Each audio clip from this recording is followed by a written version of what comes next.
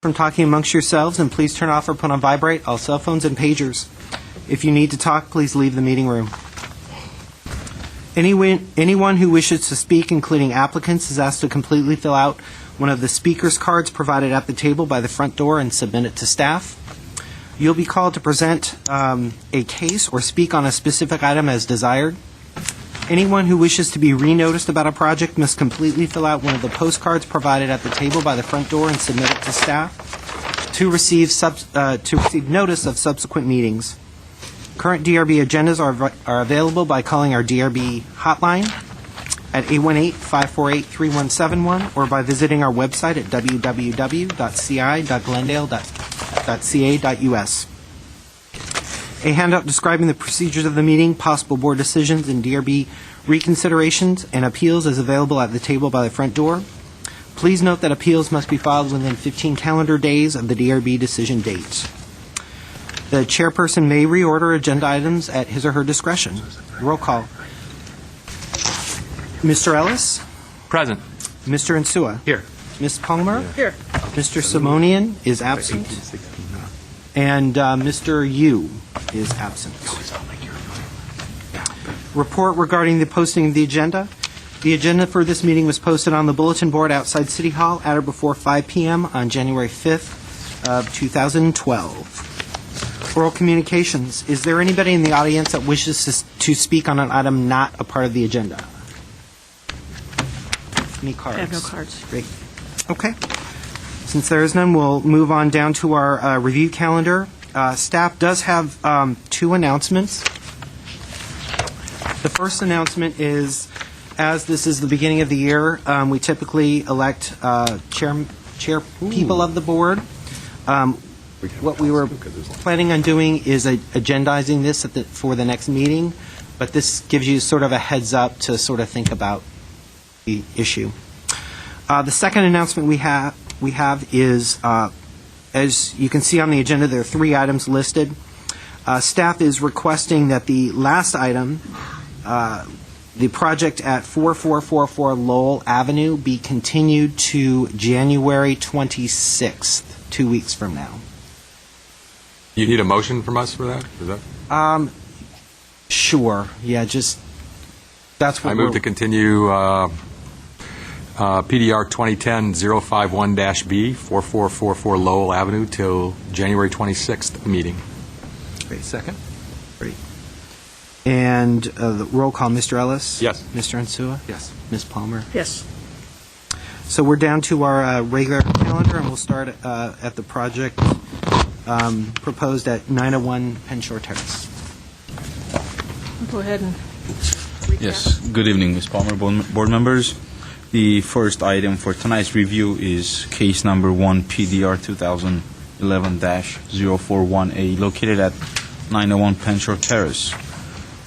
The proposal is to add 357 square feet of 2-story addition to the existing 2-story house, of which 260 square feet will be taking place on the first floor and 98 square feet will be on the second floor, which would include enclosure of the existing balcony at the front.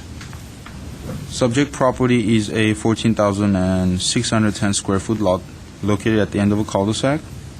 The existing house is 2,448 square feet and has 3 car attached garages facing the street. The house was built in 1973 and sits at a higher elevation from the street for about, I would say, about 10 to 12 feet higher than the street level.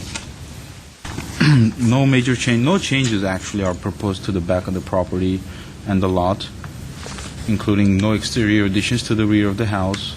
All existing natural open space and the hillside will be remaining as is. Some interior work will be done to the rear of the house, and majority of the addition, like I said, would be at the front. The changes, also includes changing the style of the building from the existing 1970s tract home to a more traditional colonial revival design. Staff recommends approval of the project with 3 conditions. One is to redesign the east elevation as well as the roof forms and the roof lines to be more consistent with the colonial revival style. Two is to consider additional use of siding and or brick for more consistent and fully integrated design around the house. And three, provide fiberglass windows and wood frames and sills instead of vinyl windows throughout the house. That concludes my brief presentation. I'm available for questions at the moment, and the architect is also in the audience. Any questions for staff? Can you elaborate when you say redesign, your recommendations are, or the staff recommendations are, forget the east elevation, but as well as roof form? What does That is mean? the redesigning of east elevation and the roof form and the roof line of the east elevation. Of That- only the east elevation? That is not- what we're concentrating on, correct? Okay, so the redesign of the east elevation as well as the roof forms of that elevation? Correct. Okay, thank you. Okay, now I understand. Because the existing house, they're using the existing skeleton of the building, which may not be fully, consistent with the colonial style. Any other questions for staff? Thank you. Acknowledge. Sorry I'm late. Thank you. I have two speaker cards here. I have one for the Charles Blagrand. You want to come up and give us your name and address for the record? You're the architect? I am the project architect. Okay. My name is Charles Blaugren. My office is at 14994 Marquette Street, Moore Park, California, 93021. Before I start my 5-minute presentation, I'd like to make some clarifications on the staff report. First, this is not a proposed two-story addition. It is only a one-story addition. It has the appearance of 2 stories, but by definition in the building code, it is only a one-story, as shown on my floor plans. The second level or second floor has an addition to it, but each of these are only one story. And second is the just after my original submittal on August 18th, I had emailed Roger concerning the windows, and at that point I clarified it that we would be changing to a wood true divided light window, wood clad. That was also confirmed in my first design review meeting in the middle of October. That meeting was with staff. It was something that was required of me to go through, although I did not anticipate that, I need to say. And thirdly, on the webpage for the agenda, it talks about the agenda items that are underlined being second-story additions to existing one-story residence. That is not the case of my project, nor of the projects here that I see on the board in front of me. So that might just be on your online presentation. Probably a hot link online. But I believe it's a misinformation. So It's not on our agenda. okay, but it is on the public Right. information. I'm saying it's probably that a hot link to the project. is- That's okay. why it's underlined. Well, URL hot link? okay, that might be, Right. but this is the copy that I copied from the webpage, Okay. and I believe it's misinformation for any project, not only my own. Okay. Thank you. So, to start with, my client just recently purchased the property, and on the way to the property on Royal Avenue, I believe it is, this residence sits. I was told by staff that the architect of this residence designed this building that we're in today. This is the point of inspiration for my project. The owners showed me this house, showed me photographs of it, took me by it, and said, can we make this 70s track house look like that house? As a residential architect, that's a tall order. I did prepare some preliminary sketches for my client, not going in this direction, staying in tune with the original roof lines, but they were insistent on trying to make this house something different.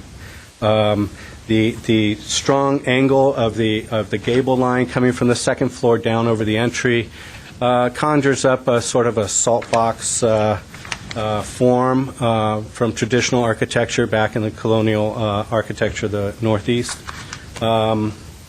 That was the one thing that really bothered them of the design of this, the original design, and as it sits now, of this home. You may see in my photographs, I see one of the board members looking through the photographs.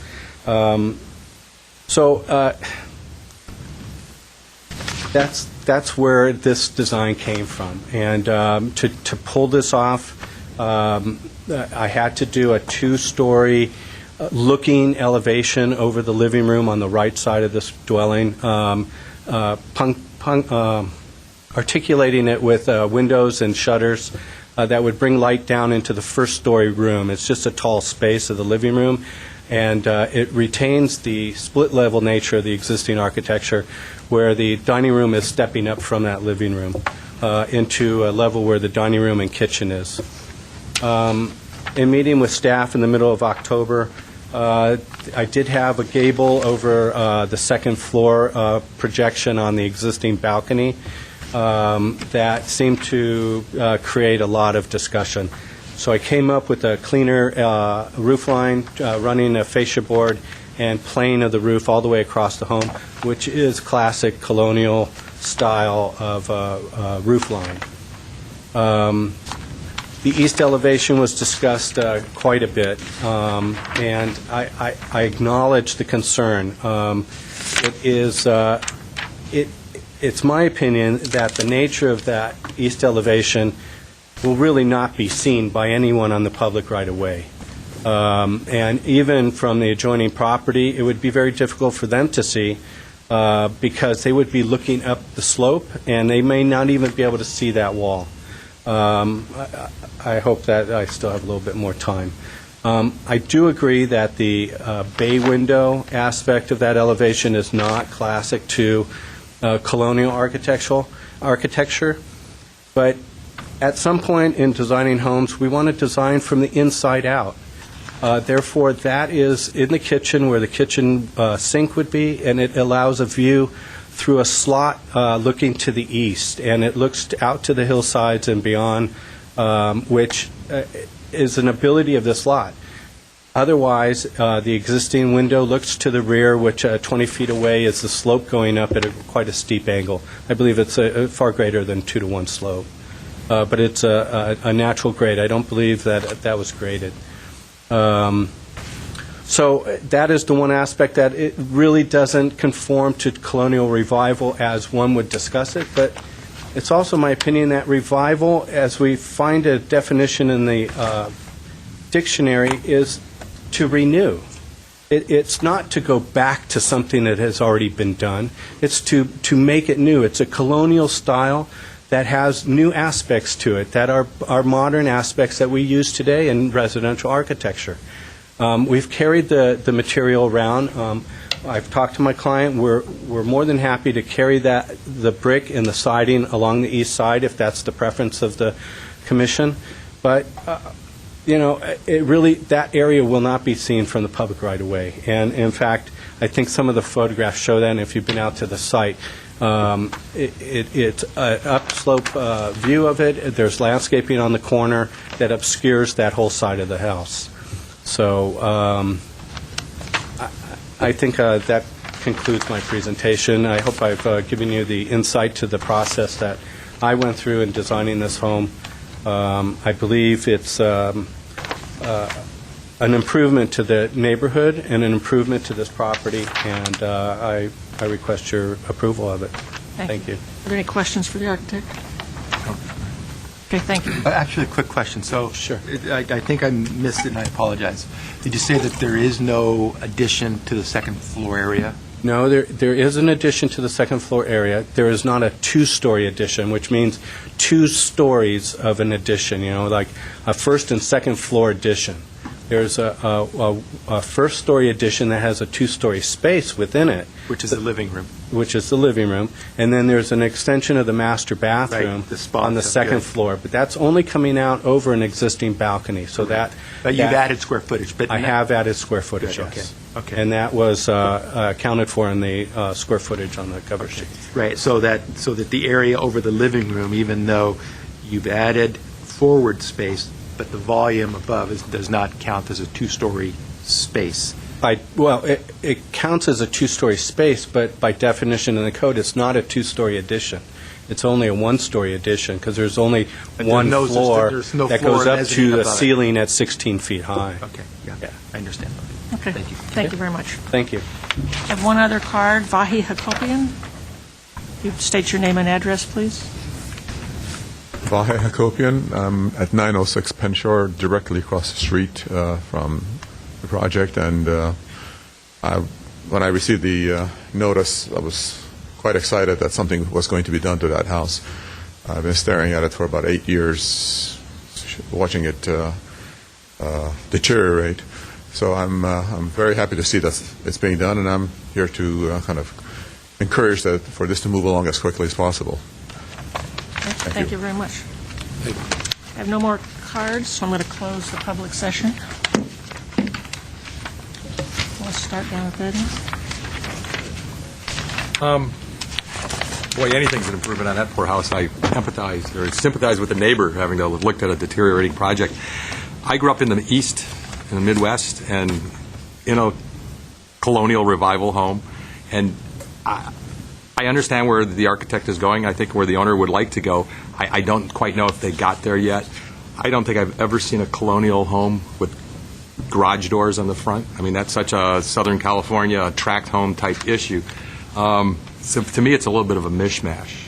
I don't have anything specific other than it's not screaming colonial to me. And I mean, an improvement on the project is needed, but I don't know if this is it. Mr. Insua. I'm kind of the same way. I think that the direction to revitalize, revisit colonial revival is good. Yet I think the exterior, as staff has indicated, and I feel it. You look at it, and it doesn't seem that it's all being tied together in a more architecturally harmonious sort of way. It seems a little staccato. Is it bad, or would I not support it? No, I will support it. It's an improvement. It's in a cul-de-sac. I'm sure during the construction they'll see some things where they can tighten them up. So for me, it's not a deal breaker, but I think that it does need a little bit more refinement in the overall way that it reads. The front door and those elements, it just seems like a little staccato in that sense. But I think staff was right on. The architect indicated that the windows were being done as already recommended. But all in all, I would support the project. Mr. Yu?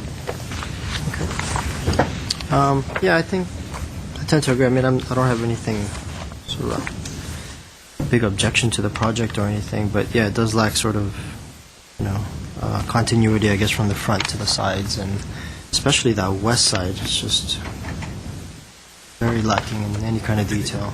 That's up against the hillside. Yeah, but I mean, still, it's Yeah. somebody's house. I mean, so,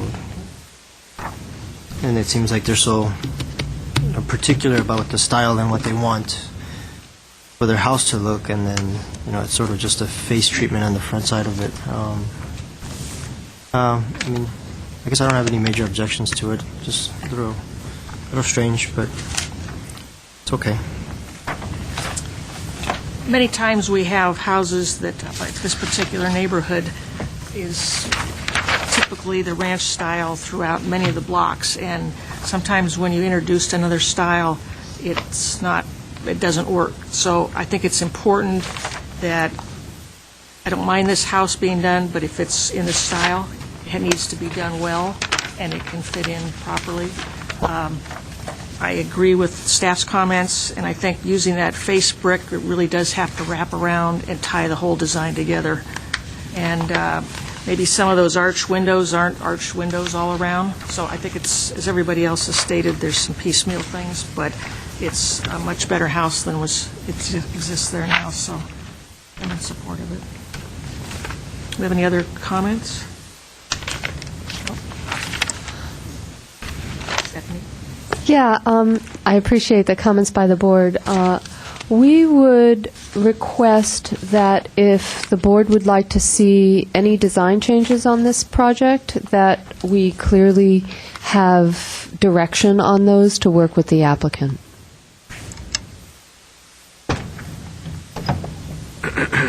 Well, I think as Mr. Hughes stated, that west side, even though it's facing the hill, needs some, Still part of the house. I mean, yeah, it's like it's a separate house. So whether there's a break in it or something, it needs something to tie in with the rest of the house. Okay, so we heard that the face brick, although the face brick would, are you suggesting that the face brick would wrap around on the west side?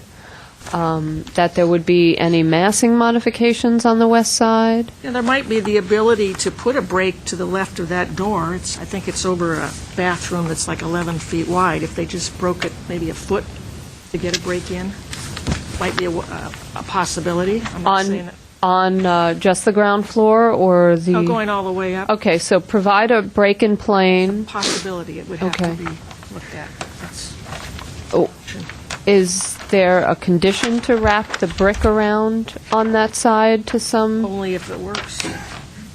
I don't think you'd have to wrap the brick around. If there's a break and has a little more interest to it. Okay, so as a condition, you would like to see on the west elevation provide more visual interest by either a break, including the brick, or some other architectural treatment That ties in with the rest of the... to tie into the rest of the house. Okay, just let me get this down.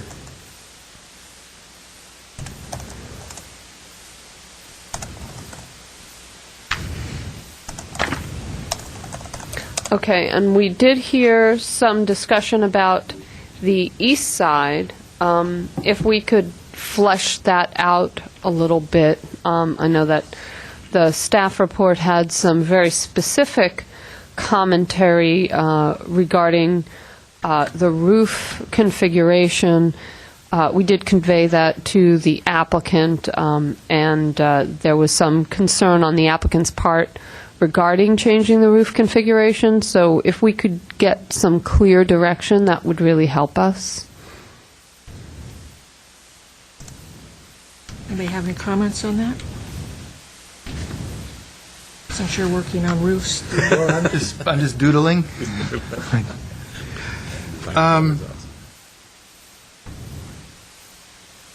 I tend to agree with the applicant that it's not that, you don't really see it, because there is a lot of landscaping. If landscaping wasn't there, it would be very visible, I think, going up the street. That's another thing. I Right. think we need to have a landscape plan. That entire lot is basically bare, and we would want to see that. Okay, so a landscape plan for the entire property to be submitted to and approved by staff? I think that's fine. We just Okay. need to have one.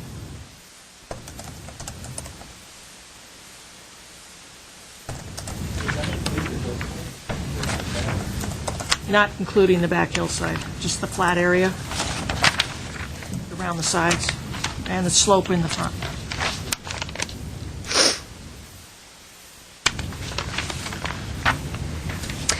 We also heard a comment about the arches on the window. If we could get some clarification on that, that would be helpful.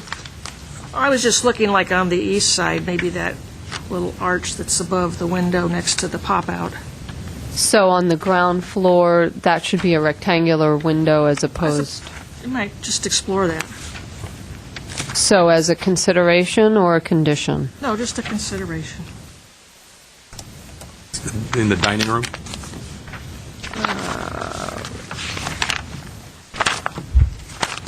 Gotta find the floor plan. Yeah, it's up early, the second page, the third page. Yes. Yeah.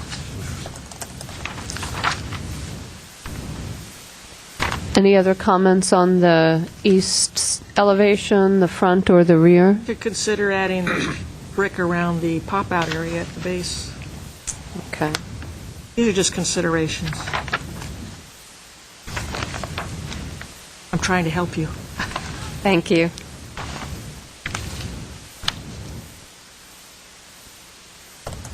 I do have a question on the front, if there are columns on each side of the balcony. Appear to be columns. That would need to be a question to the applicant, and you don't need to open the hearing for the Just, applicant. please, Yeah, there are 2 posts there. are they posts or are they columns? They look like, I believe we were going to do posts there. After we made a change to enclose that balcony, it made it better to just do posts out of that half wall. okay. But we could make it columns. No, I just was not clear. Thank you. Any other comments?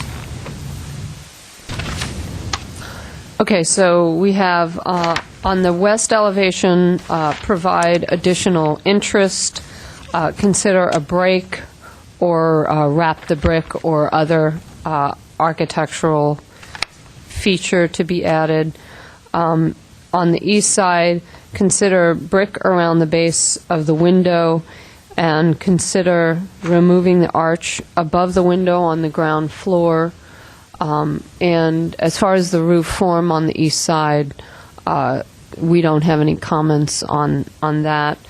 The landscape plan for the entire property to be submitted and approved by staff, which would not include the hillside.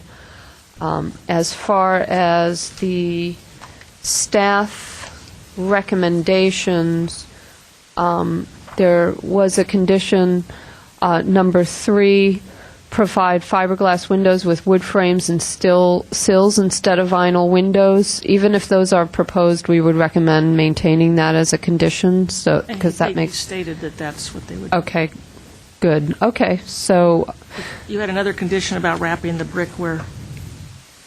Wasn't there? to consider additional use of siding and/or brick for more consistent and fully integrated design around the house.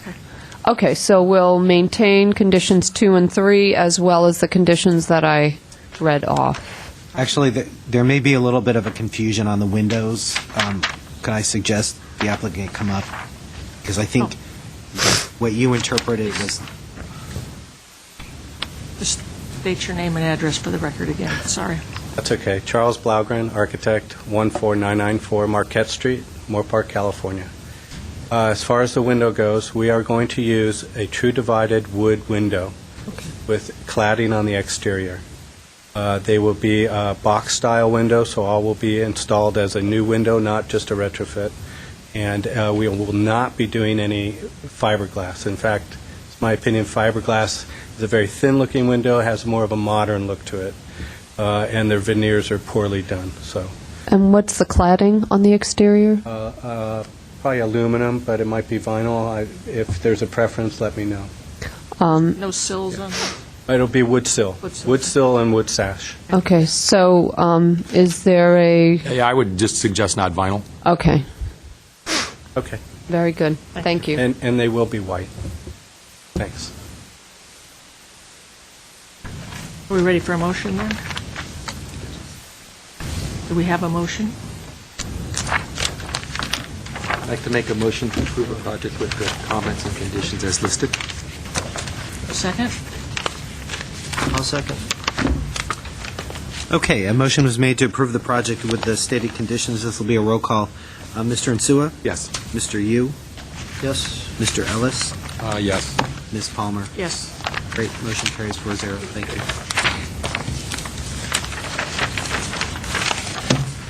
The second project on the agenda is 1 PDR 211-008-A, 1833 Kirkby Road. Brad, could you give us a... Yes, thank you, Ms. Palmer, members of the board. If you like, I can give you my staff presentation, or I can give you the tour of the plans before or after. It's up to you.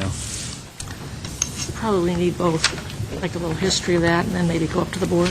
Okay, so I'll go ahead and give my presentation, then I'll go up to the board after. Okay. As mentioned, this is DRB case number 1-PDR 2011-008A, located at 1833 Kirkby.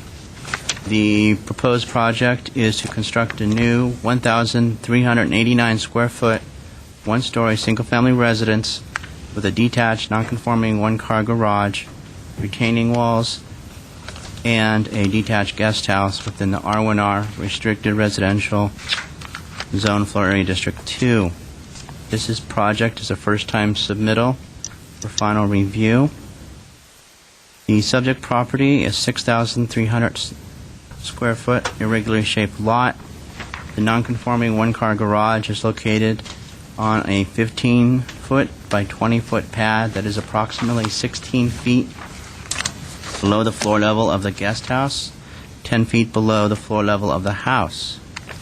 The upper portion of the lot slopes down about 12 feet from east to west. Currently, the site has incomplete framing for a single-family residence.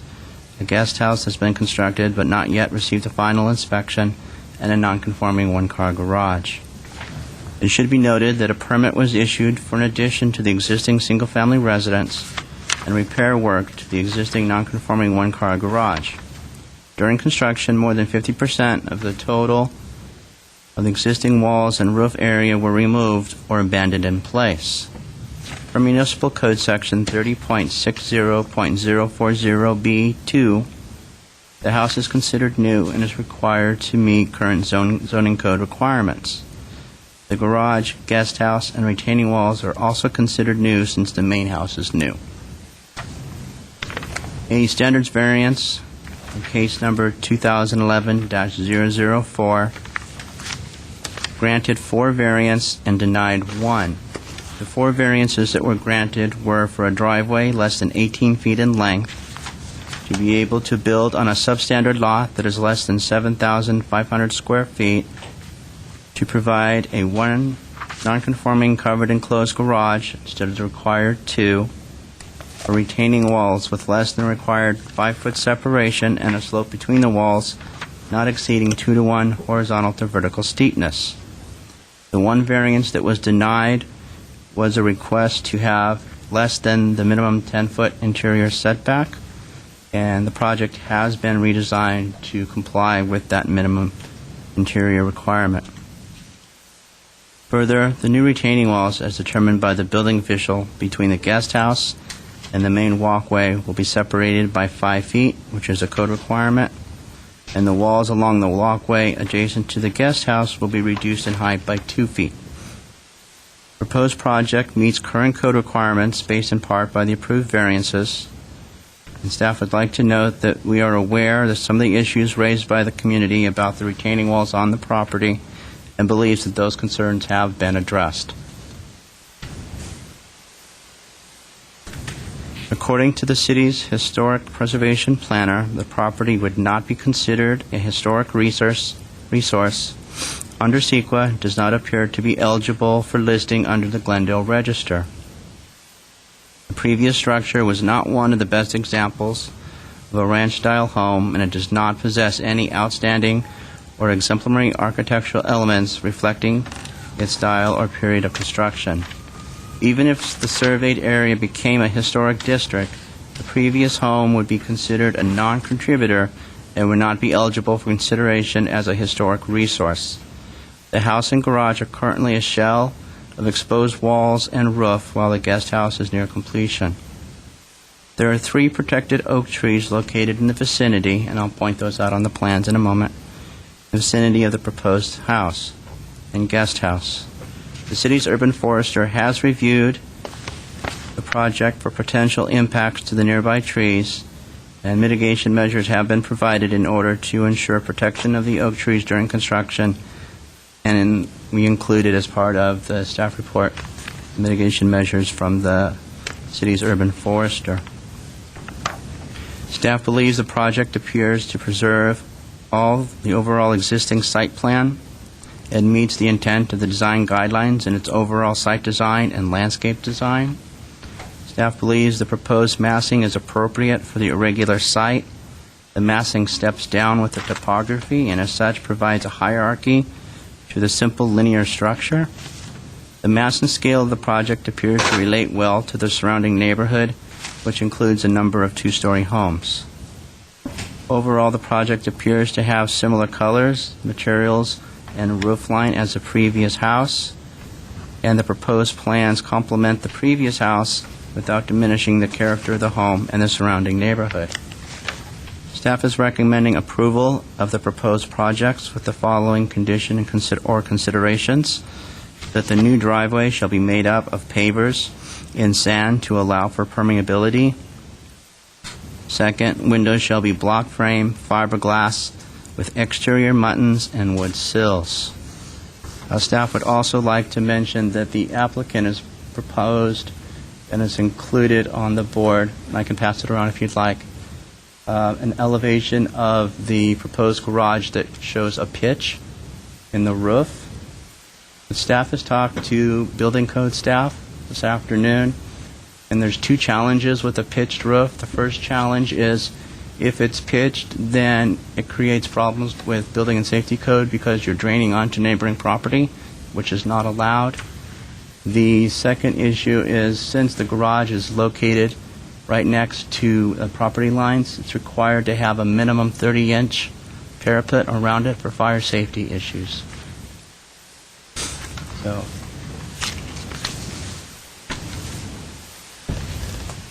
I don't have the pointer, but I can. Here you go.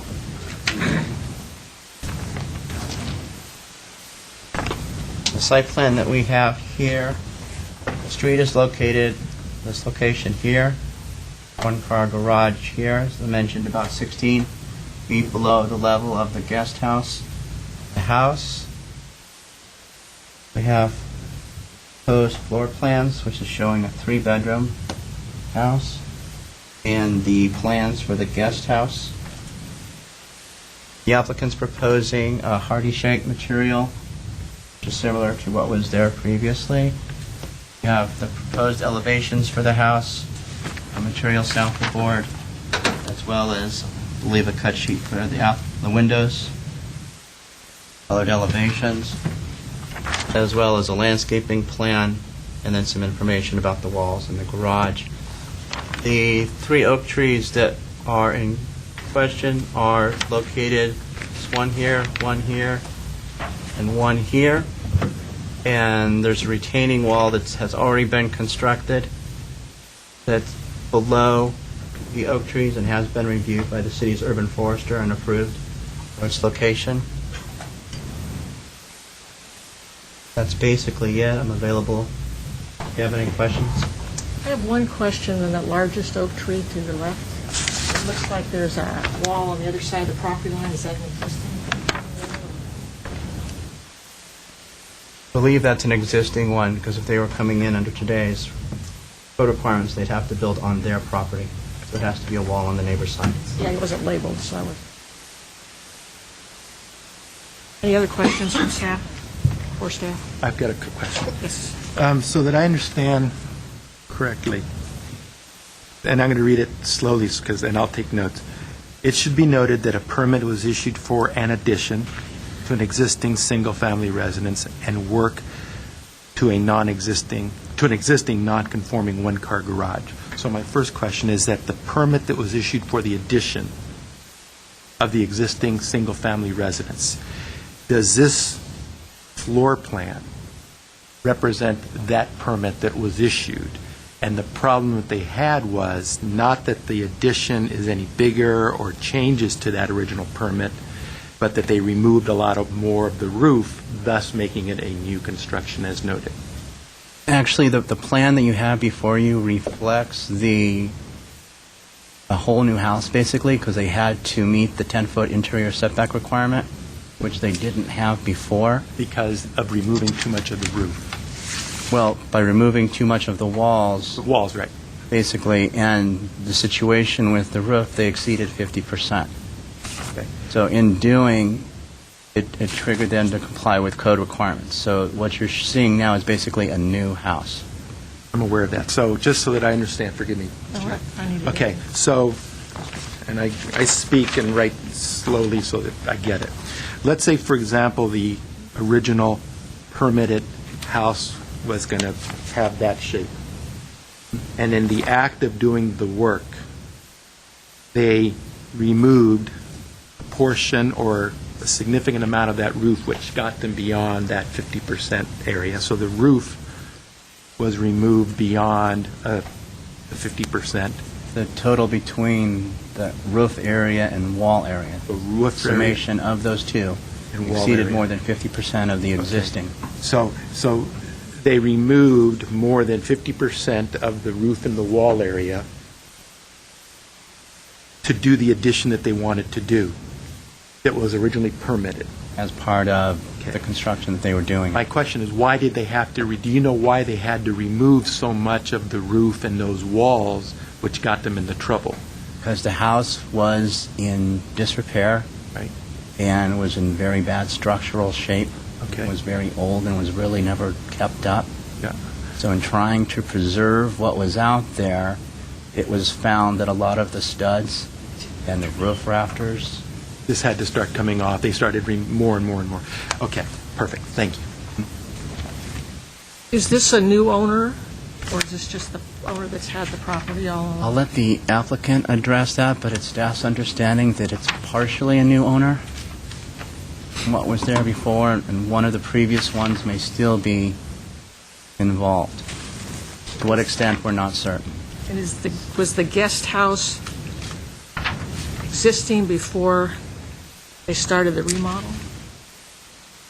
Or was this, were they both done together? We see the neighbors nodding their heads no. So it looks like more work was done that was permitted, guest house being one of them. The guest house, they got further along. That was The not guest permitted. house meets the code requirements for setbacks and square footage. But it and all was that. not permitted? Not permitted initially. Guest house was permitted, but expired. It wasn't. There's a typo in the staff report on the first page. Oh, Okay. So, forgive me. So it was permitted, but since the house had more than 50% removed, everything is considered new. any other questions for Steve? Just, excuse me, that it's over here. Hi, how are you? Just a little bit of clarification there. The guest house permit and all the permits were expired. That's what happened. That's why it is.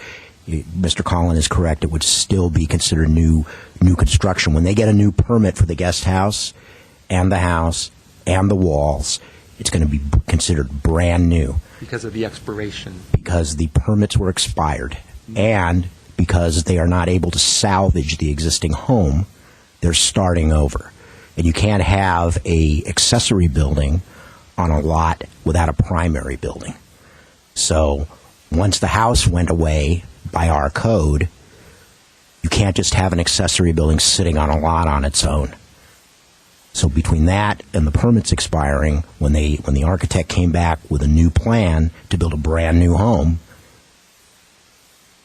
again, bureaucratically and legally, going through the permitting process, we will be issuing permits for a new house, a new guest house, hopefully, and new retaining walls. In the garage. In the garage. And the garage.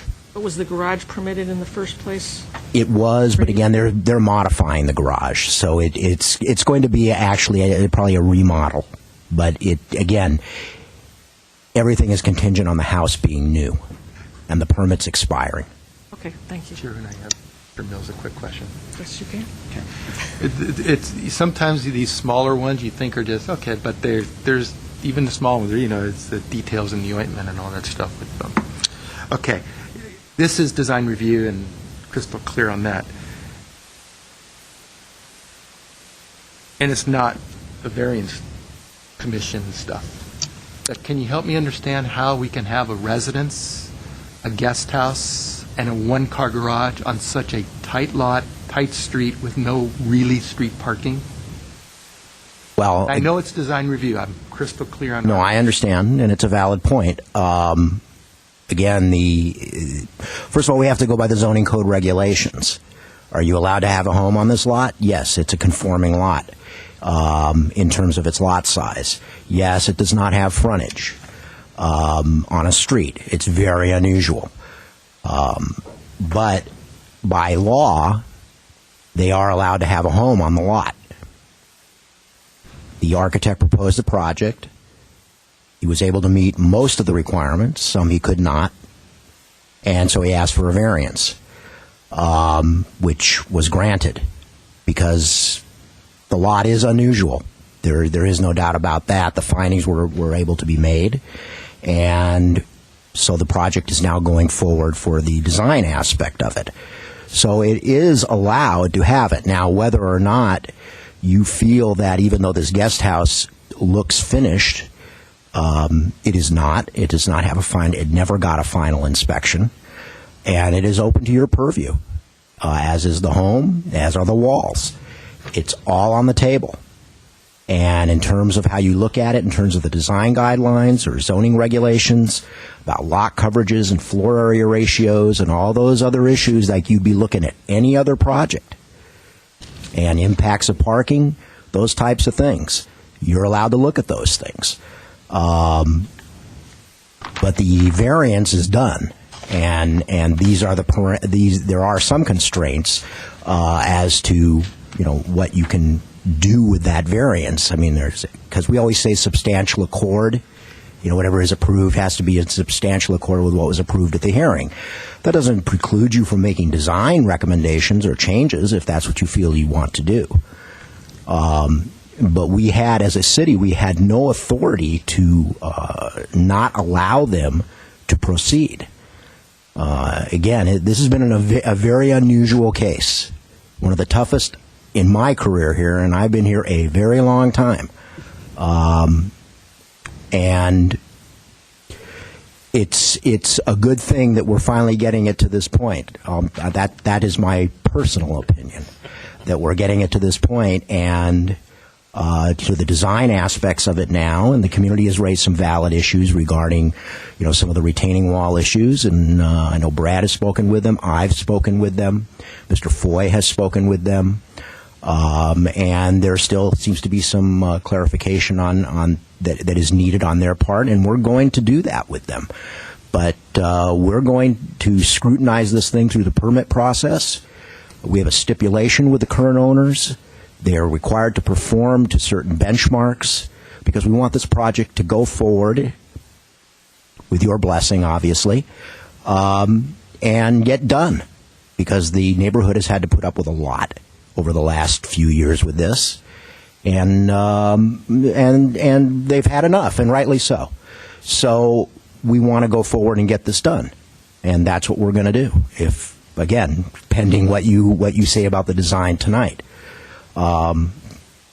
So I don't know. I may have meandered here a little bit, but I hope I've answered your question. Again, they just have the right to go forward. It is an unusual lot.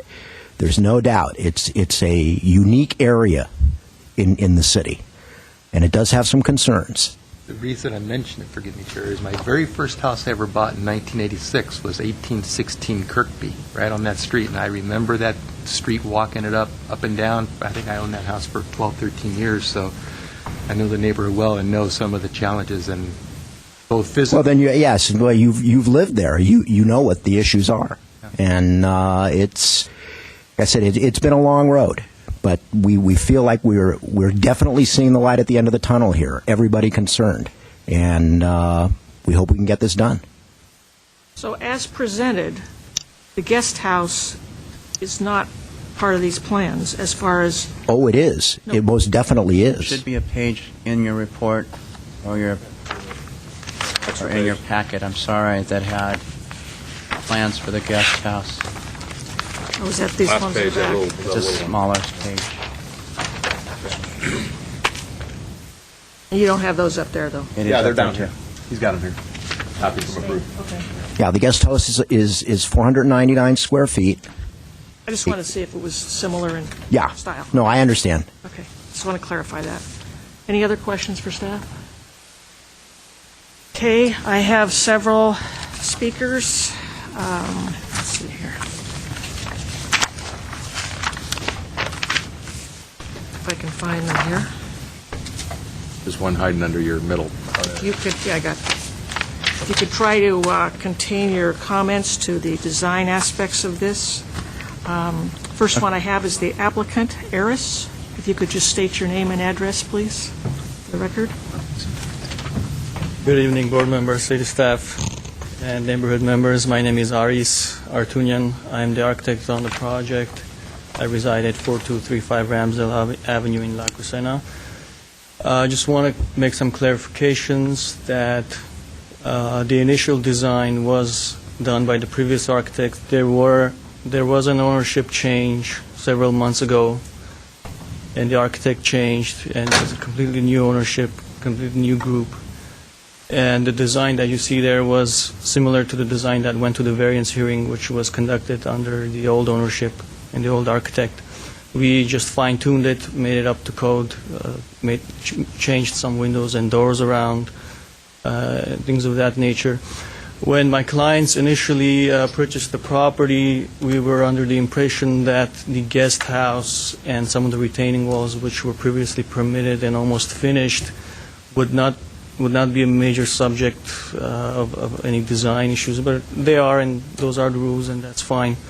And we went through staff, as Mr. Howard mentioned, and in great scrutiny, and we wanted to make sure there were no issues, outstanding issues when we came to the board.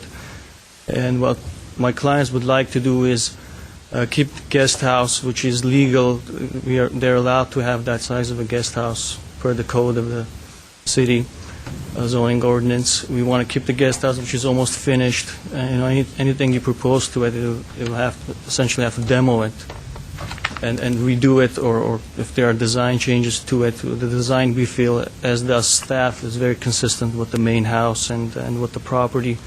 If there is any substantial design changes suggested, it would essentially mean tearing down what is built and rebuilding again, sort of counterintuitive. But as far as the garage is concerned, the previous owners did get a variance, which allows them to have a one-car garage.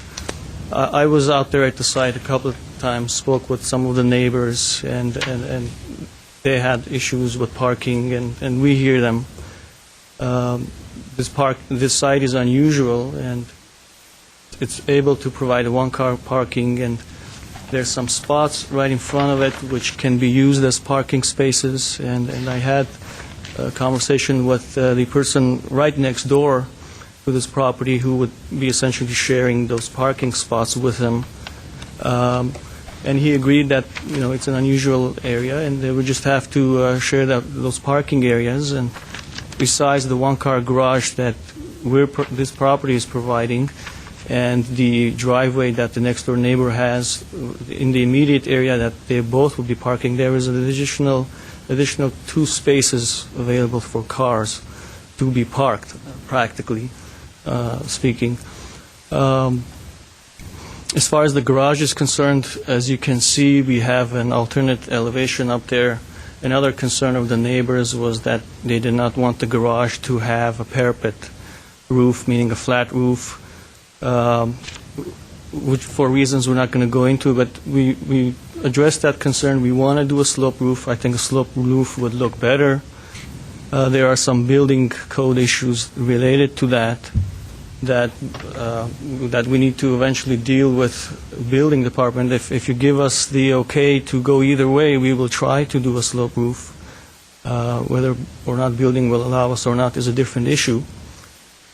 As far as the main house is concerned, as the staff report states, the design is similar to the house that was there before and the design that went to the variance hearing. The design it works with the site. The overall shape is determined by the 10-foot setbacks that it has to maintain, and it follows the contours of the site and sort of steps down, which splits up the massing, and we have the octagonal entry at the front. And just on a last note, we want to address the concerns of the neighbors, but about the guest house. I was looking at the variance hearing video last night, and I know that some of the neighbors said, when they look at the lot, it just seems like you're building two on a lot. And I hear that, and I know where they're coming from, but from a legal standpoint, my clients are allowed to have a main house and a guest house up to 500 square feet. If there's an issue with being able to have a guest house that's 500 square feet in the R1R zone, that should be really taken up with the people who write the codes and not the people who follow them, really. And I will be more than happy to answer any questions that you will have. Any questions for the architect? I have a question. I was wondering, is there a kitchen in the guest house? No, of course not. Legally, there's two things that I don't like. One is people who rent guest house out illegally. And second is people in general who assume that people are going to rent guest house out. Legally, you cannot rent a guest house out. Neighborhood services will not let you. There's an entire city department dedicated to the enforcement of that rule.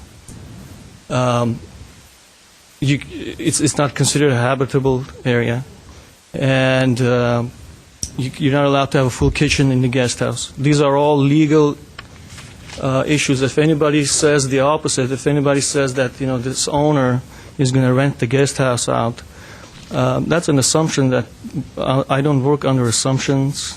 Neither does the city. We might as well assume that someone's going to come along and build a second story to the house and discuss that as well. But so your answer is no? No. Okay, thank you. Any other questions?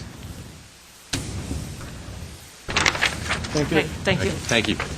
Ms. Rellis, just to piggyback a little bit on what the applicant has said, it cannot have a kitchen, it cannot be rented, it cannot have an address, and the electricity has to come from the main house. It will not be allowed to have a meter spotted on the building. Those are the things that we legally can enforce and will.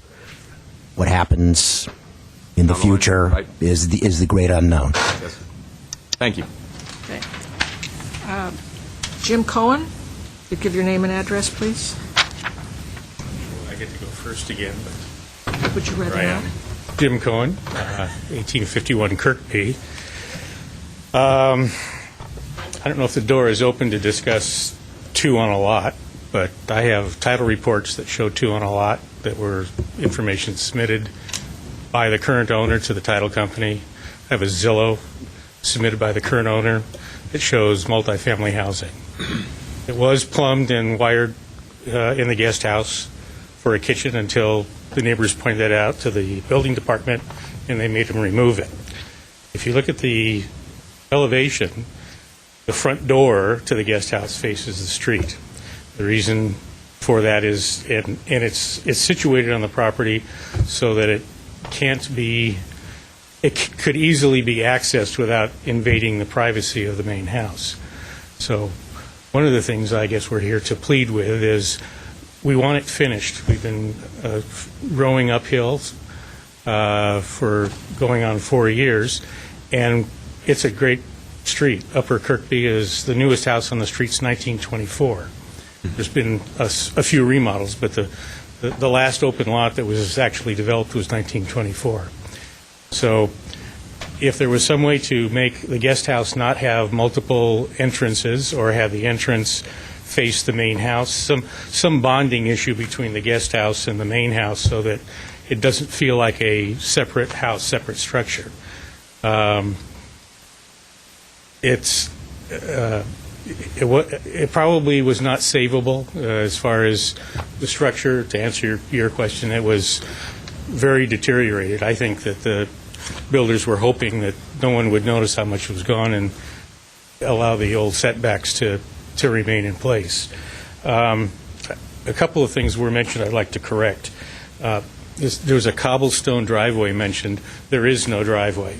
The street line runs immediately up to what would be the garage door. I think there may be 5 inches. So there'll be a 5-inch cobblestone driveway.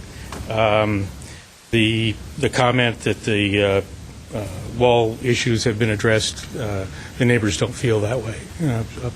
I guess I'm the first one up, so I get to speak for you. we watched them build, basically take off what was there and just lay rocks and stones against the hillside. And there's no footings, there's no steel, there's no reinforcement. And one of the variances that we thought was covering that was removed from the agenda. So we're not convinced that the retaining walls. But we think that there's a real opportunity here to make this look like a Kirkby Ranch house with small, nice windows and no sliding glass doors, especially in the guest house. And I hear the bell ringing. Okay, thank you very much. Stephen Goldstein? 1829 Kirkby Road. I'm directly below 1833. This fine gentleman opened the door, so as far as the pitched roof on the garage that we want, the issue of the water running into my driveway, you put a gutter and a downspout there, that's 85% of the water's caught. You can relay the downspout to the front, go right down to the bottom of the street. It'll just pour right off down Kirkby Road. So that shouldn't be an issue. In the original plans, they were going to put a deck on that garage. We don't want a deck on that garage. We don't need them looking down on us, when we come home. The other thing is, I'd like a fence put up on the new house. I would like a fence put up so they can't look down into my house, which they can do now from the old structure. Anything else? Mr. Cohen, he went into what I was going to talk about also. The streets up there are very narrow. It's a fire lane. There's no parking up there. If you have a three-bedroom house with a guest house, that sounds like 3 cars to me, 2 or 3 cars. It's never going to work. They can't park up there. There's no parking next to the garage. There's not a parking pad there. It's city streets. And we're very concerned about that because when they started the original construction, I had to come out every morning and ask trucks and cars to move. And sometimes they wouldn't move for 10 minutes. I'm a contractor. I got to go to work. I got to take care of my clients. So that was a big problem.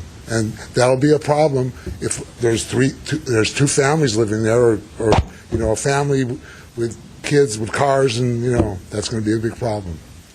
I know it's not actually designed, but he mentioned it, so I'm putting it out there. Yes, your property is the one right next to the garage? Yes, my driveway is, So your driveway, I've been up there, your driveway is that area that goes right up to the garage cobblestone driveway, wall. yeah, that's mine. And So that wall, the garage What address is it? has to be moved. It's over on my property. It's illegally on my property. So I'm confused about the parking sharing with the neighbor. Yeah, there's no parking there. There's no parking sharing. Yeah, you could put a car in front of the garage, but it's illegally parked. What address are you, sir, again? Pardon? What address are you, sir? 1829. 29, okay. That house. Right below. Right there. Yeah, that house. Right there is where we're talking. So So that's if a car is not in the garage, there's no place No. that they have that legally could park. They could park there, but if it's parking illegally on a fire road. But there'd also be parking in your driveway. Well, they can stick out into my driveway too. It says here that your house is about 730 square feet. Yes, Do you have it's all half-acre land. how many cars? How many parking This is spaces do I in your have? garage? Yeah, in your garage. I have 2 or 3 down in front of the property. What garage wise? Do you have a garage? I don't have a garage, no. Okay. I can park 5 cars on the driveway. All right. No, your lot is. I'm just asking how many garage spaces you have. Okay. Okay, thank you very much. Thank you. Thank you. I don't know if it would help you. I have a chart of bedrooms to off-street parking, if you'd like to. It's okay, if you want to hand it You to can hand it to him now. Max Brem. Max Brem, 1841 Kirkby. I just wanted to get up because I've heard some things here tonight. Twice I've heard people say that these owners are legally allowed to have a house on that property. And the truth of the matter is, they're shut down right now because from the get-go, they ignored every,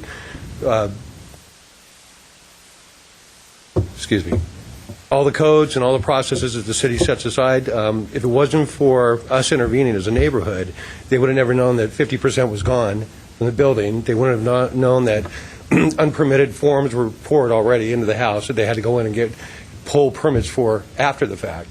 But that's the kind of building that was going on. You said that the retaining walls were addressed, or a variance was given for retaining walls. I wanted to reiterate what Mr. Cohen said about watching them do the hand rock with no kind of support or backfill or anything on them at all. There is no additional parking. The garage is basically, the face of it's on the street. The neighbors park 8 feet away from that. So for a car to get in there, it's going to have to kind of do a little S move to get around the back of the neighbors' cars and into the garage. There's not a straight shot into the garage. So what he's saying about shared parking in front, I have no idea. But I wanted to get the things addressed that it's been stated that there was permitted retaining walls put in. And where's that come from?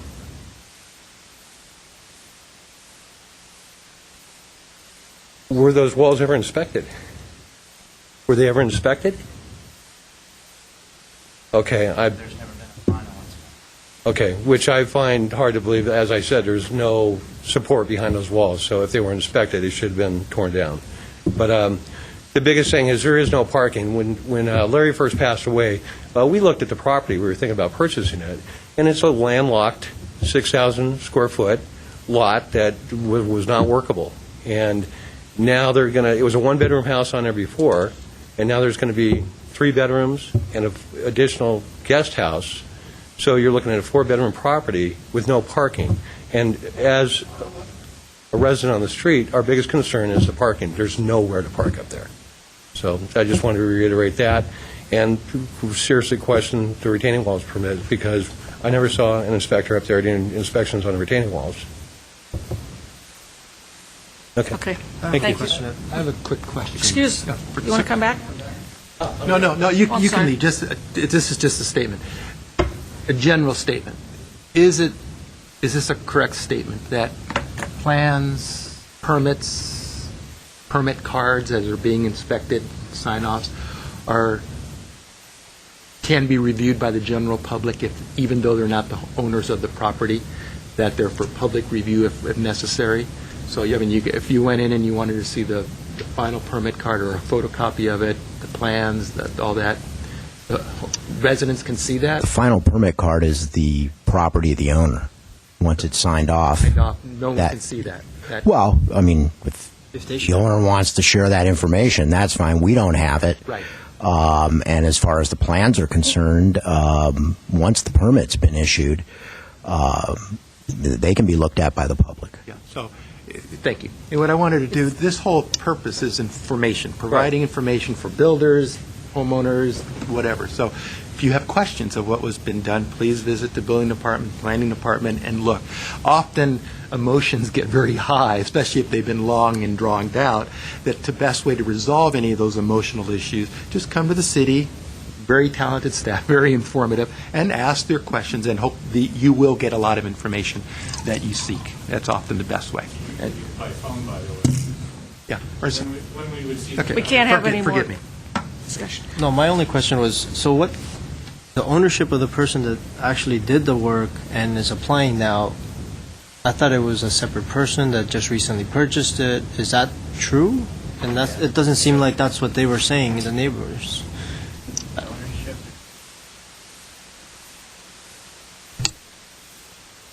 Tonight is a different ownership than previous. Than the ones that actually That worked did on the the work and property all and of got that. to the over 50% mark. That's correct. The designer said it was partially ownership. There is one individual who worked on the project to begin with, and I believe that they are a co-owner of this property. Before One, and after. correct. I would like some clarification on this parking issue where it was to be shared parking. Does anybody clarify that? Well, there's no shared parking issue per se. The required parking is the one-car garage that was approved through the variance.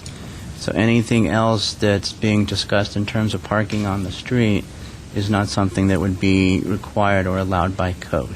So it's just one car in the garage, and that's it? That's it, and that's what was approved by the variance. I just want a clarification on that. I have no more speaker cards. Did I miss one? Has anybody else wanted to speak? Last chance. Here's this part. Close the public session. Parking the bedrooms. You want to start, Mr. Yu? Sure.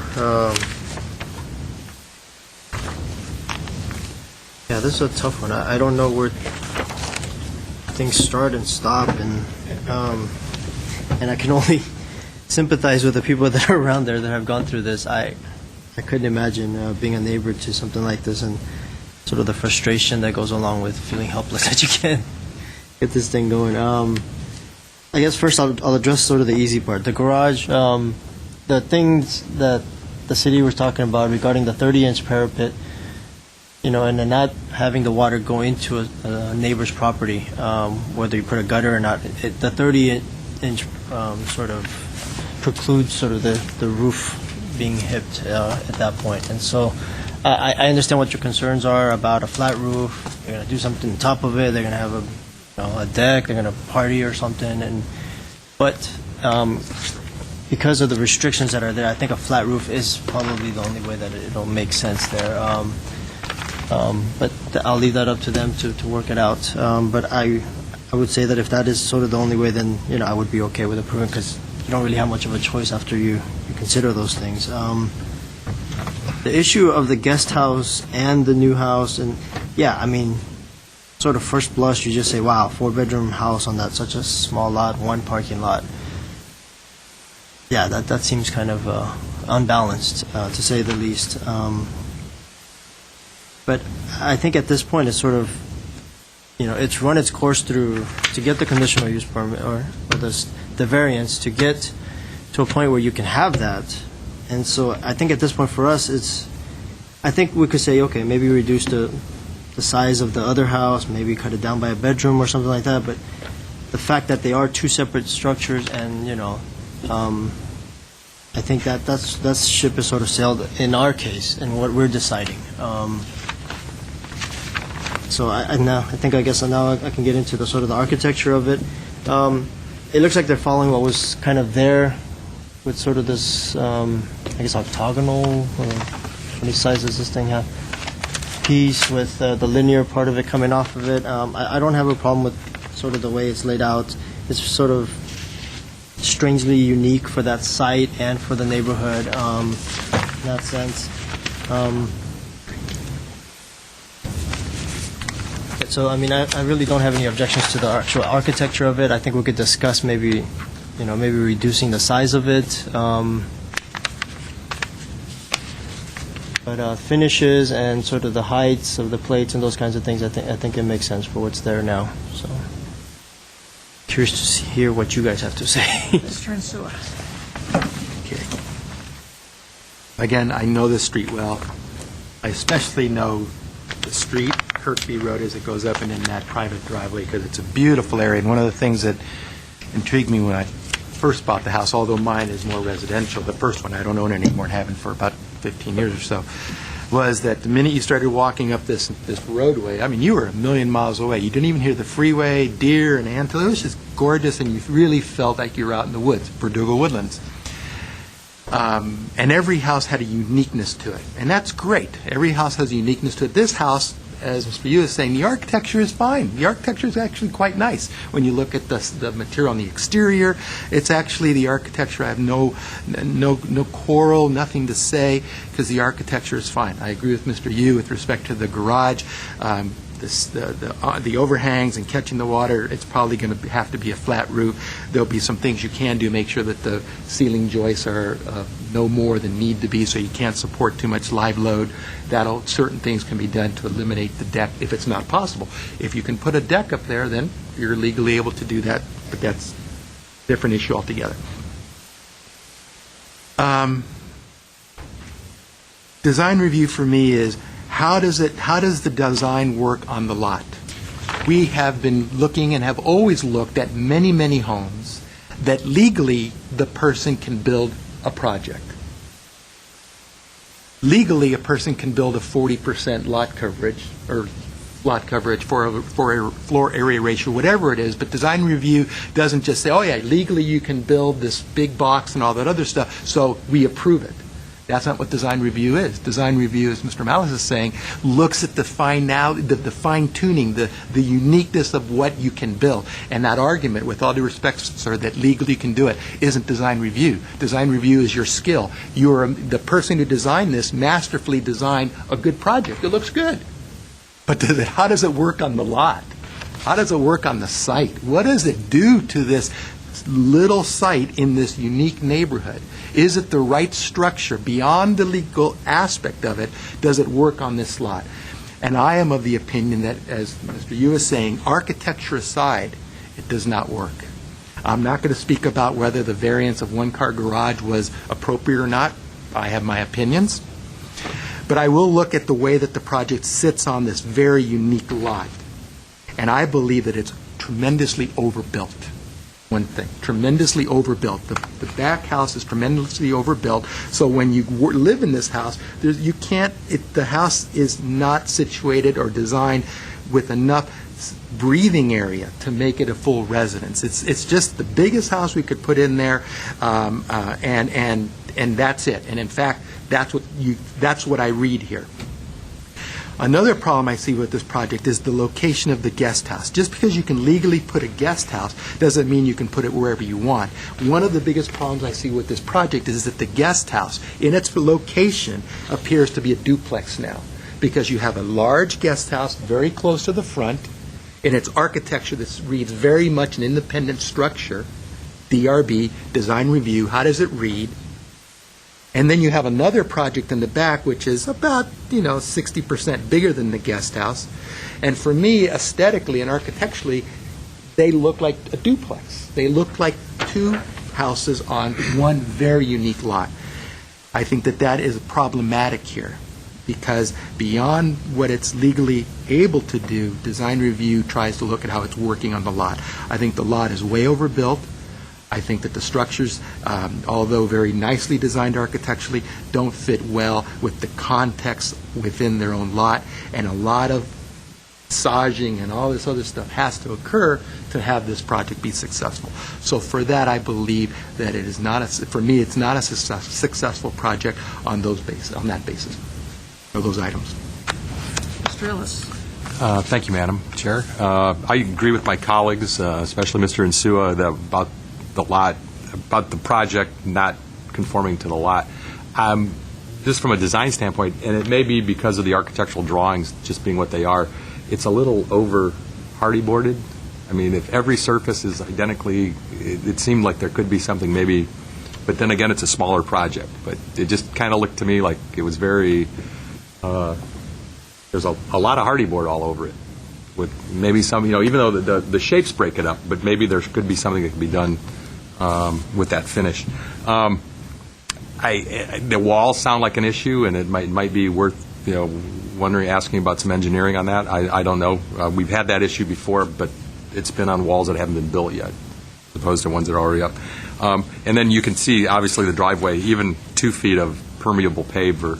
It's a nice idea, but it might actually be better that it's not designated so much different than the pavement next to it.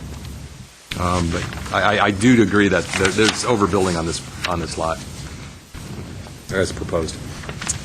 I agree that the architecture looks nice, but when I look at a lot like this, I don't know that I guess it's overbuilt, but the first impression I get is the guest house. The guest house is an accessory structure, and you should see the main house first and then the guest house. And perhaps combining these two, minimizing the large house and hooking up with the guest house, if there was a way to do that. But I agree with Mr. Insua that they have just maximized whatever you could put on this particular lot. But the architectural drawings look nice. They are allowed to do that. I have concerns about the garage if there was a way to do something to access parking.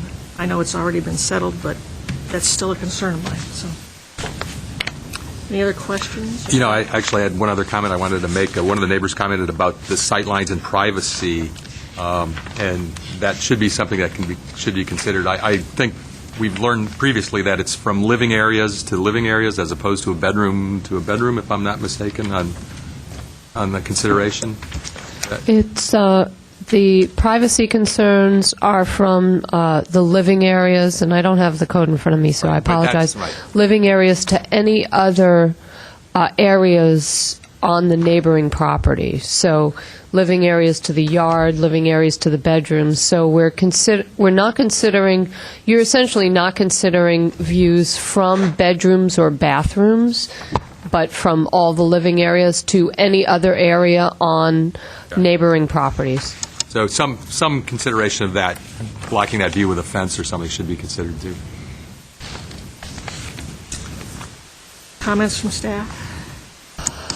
Well, what we have heard from the board is that primarily the overall architectural character and treatment of the project appears to fit with the site and the context, but there appears to be too much house for the particular site. So I wonder if members of the board can be a little bit more specific, whether it's to remove the guest house, attach the guest house to the site, make both structures smaller, something that we can provide to the applicant so it makes it a little easier for us to work together with the applicant. And if we could please focus not on any of the zoning code issues or implications, but just on how the house is fitting in architecturally. I think if the guest house were not there, we would have a decent balance of house, yard. I realize the guest house is there, but that would be one option.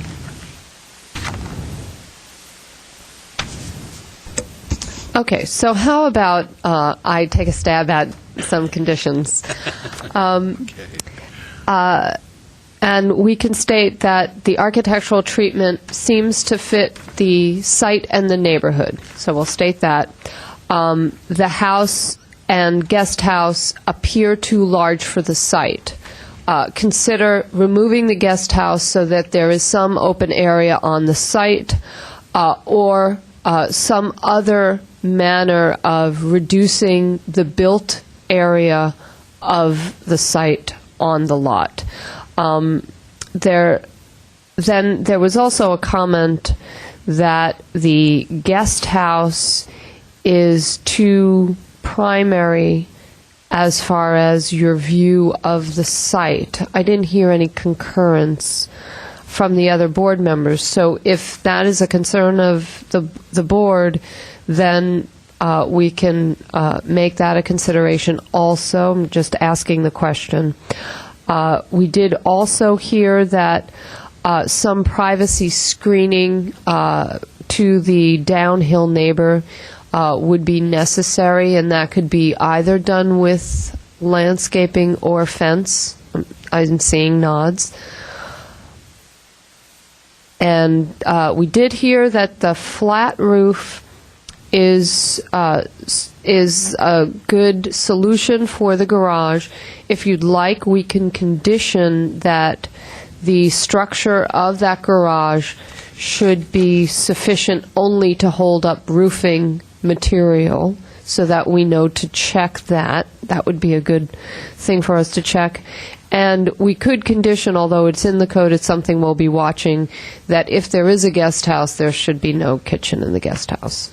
That's, of course, in the code, but there are times when we condition it just to make sure that we remember to focus on it. The plans of the approved guest house plans do show a note on there. I noticed that's very specific on what can and can't be done in that guest house. Right. They've covered that previously. So with that, are there other conditions that you'd like to include? Did I get it about right? You called those considerations. but Well, not that, conditions. well, what we did here is that there would be a condition to reduce the built area on the site. That would be a condition of your approval, and then, the others are considerations of how you might do that, suggestions of how you might do that. We did also hear that a privacy screen to the downhill neighbor is a condition. How they do that is a consideration. So we would term those conditions and If considerations. they were to reduce the size of the house, would then it come back to us again? Well, that depends on what motion you make. The way that you were going with this, we were assuming that it might come back to you because there aren't specific conditions. It does seem a little bit ambiguous to us at this point as to what the board is looking for.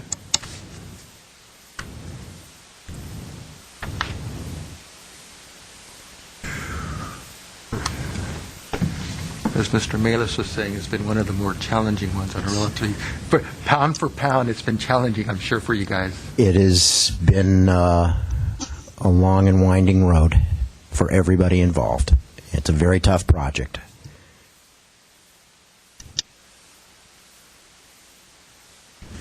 So, If we've gone this far, if they've gone this far, they could modify this and reduce some of the square footage and massage it and come back with some of the conditions we talked about. I think we'd like to see it again. Yes. Ms. Palmer, you, forgive me, no. Go ahead. Ms. Palmer, you had made a statement that I'm still staying with me, that if we look at the location, if you will, of the guest house and how prominent it appears and when you, that is, and let's say for argument's sake that we take the primary house and made it this big, what changes?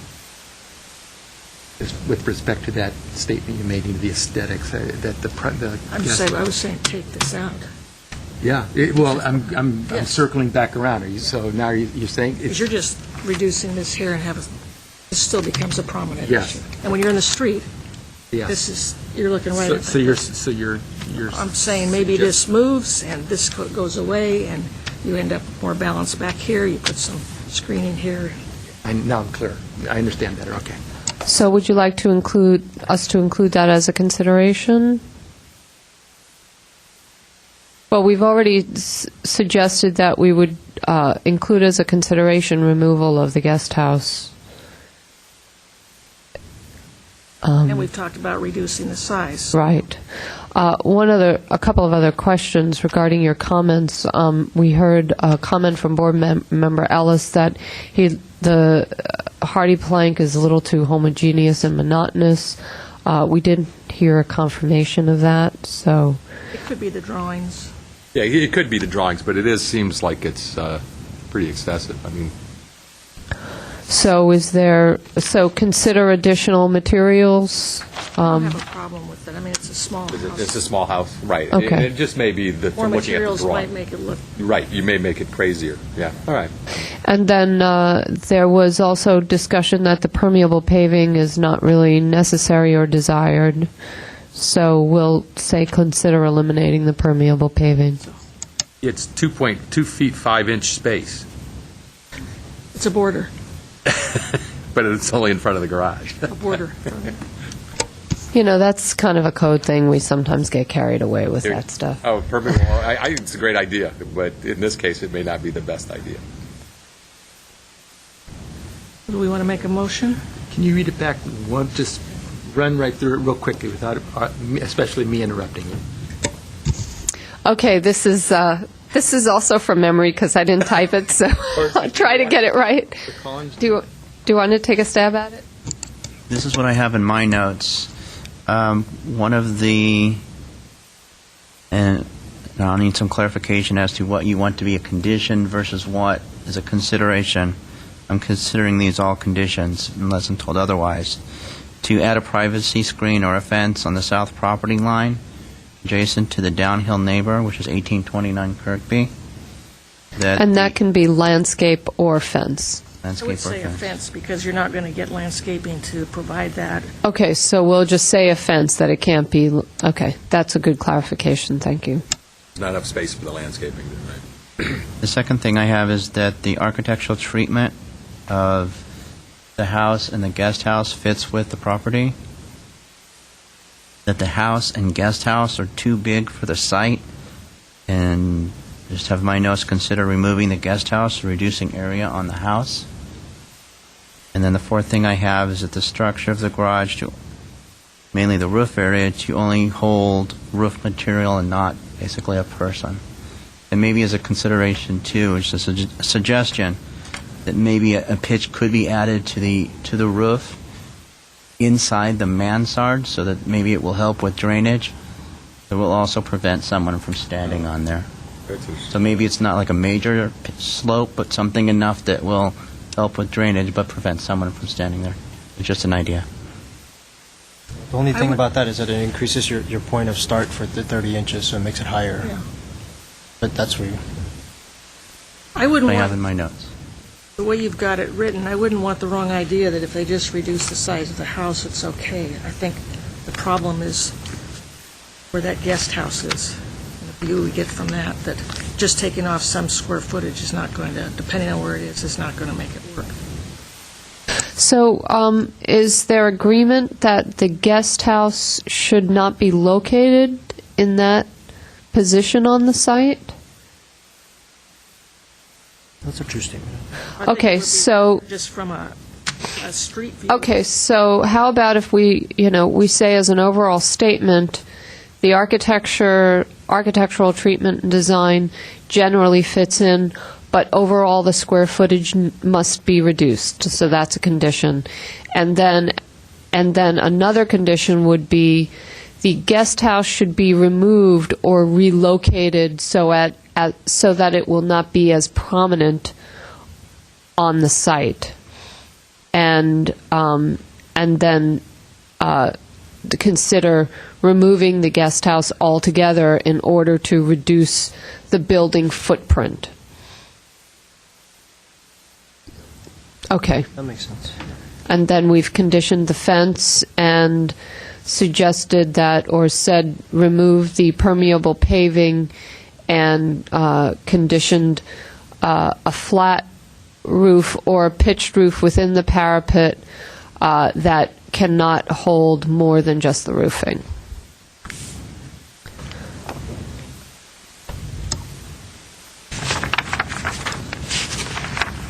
You want to have a motion? Would you like to maintain the condition on the windows that was included in the staff report? What was that? I believe we said... Windows shall be block frame fiberglass with exterior muttons and wood sills. I think that was stated on the plans, wasn't it? We like to condition that kind of thing. Great.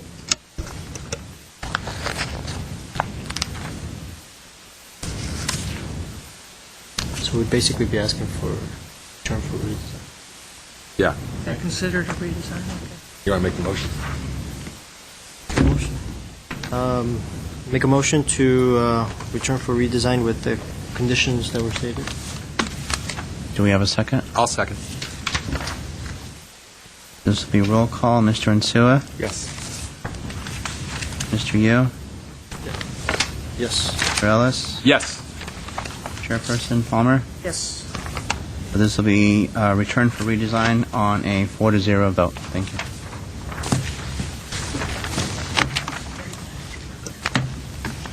All right, we have... Thank you. We have one set of minutes to approve, December 15th of last year. I'll move acceptance of the minutes as presented. I read it. I'm sorry, I didn't hear. Second? Okay. Okay, a motion was made to approve these minutes of December 15th, 2011. This will be a roll call. Mr. Ellis? Yes. Mr. Insua? Yes. Mr. Yu? I wasn't here. He was absent. I'm sorry. And Ms. Palmer? Yes. Great. The minutes are approved. Is that it? Do we have a motion to adjourn? Motion to adjourn. All righty. Thank you all. It's been a pleasure. I'll see you in 2 weeks.